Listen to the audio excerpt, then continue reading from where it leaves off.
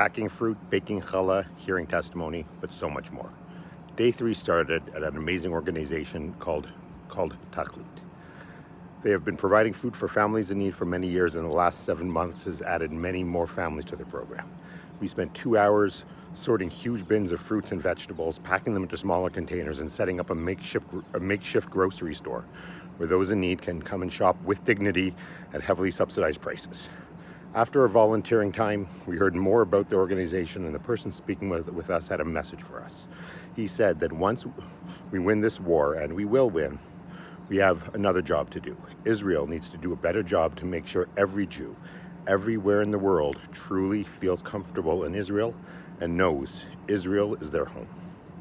After a delicious lunch in the German colony, we went to bake challah for the families of those currently serving. But the challah baking was just the start of our time with Nassimi. Layer after layer, we learned more about this truly amazing person. Go look him up, Nassimi Food Wonders.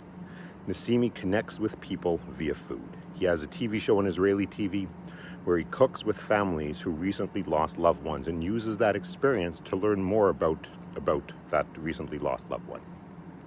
He shared some moving stories and showed us his most recent episode with the family of a soldier killed in Gaza. But then we got another layer of Nassimi. In his IDF reserve duty, he worked in the unit that informs families when a soldier is killed in action. But shortly before October 7th, he was asked to take over command of a unit tasked with arranging funerals for soldiers killed in action.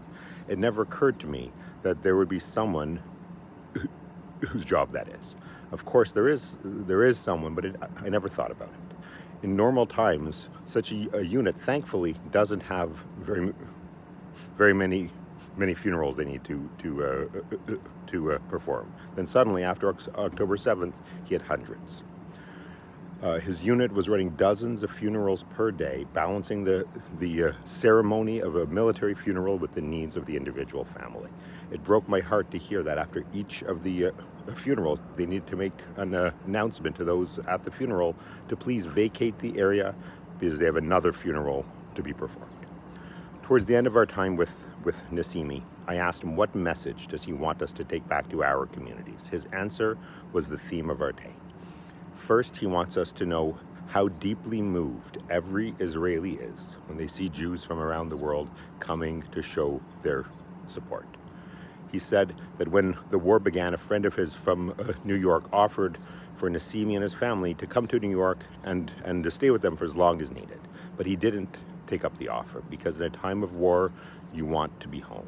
Home is where you feel emotionally safest. He wants every Jew everywhere in the world to know that Israel is their home just as much as it's his home. Our final stop was hearing from Jackie and Yaron Vital. Many of you will remember the story of their daughter Addie, who was killed on October 7th, and her 2 children, both under 4, taken to Gaza, only to be released hours later and told to go home.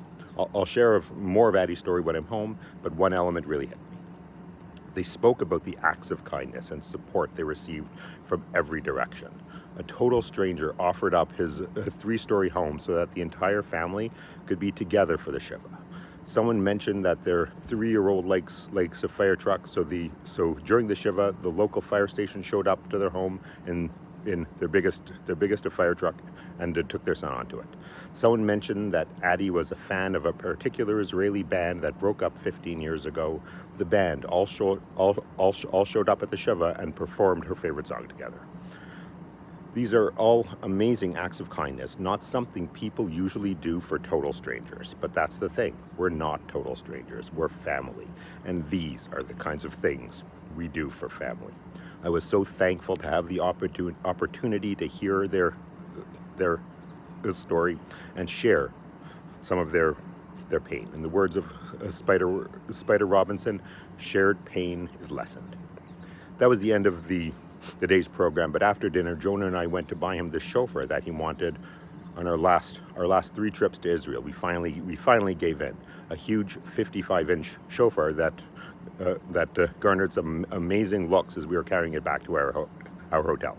Businesses here are hurting because of the lack of tourists.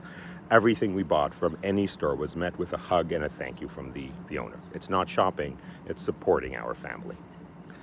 That was the theme of the day. We're all family and Israel is all of our home. We're so thankful that we're able to be home with our extended family in their time of need. I'll close with today's counting from darkness to light initiative.